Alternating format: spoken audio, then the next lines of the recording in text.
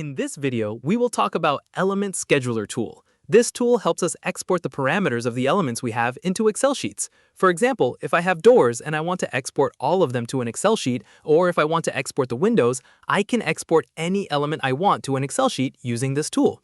I can also export multiple Excel sheets at the same time.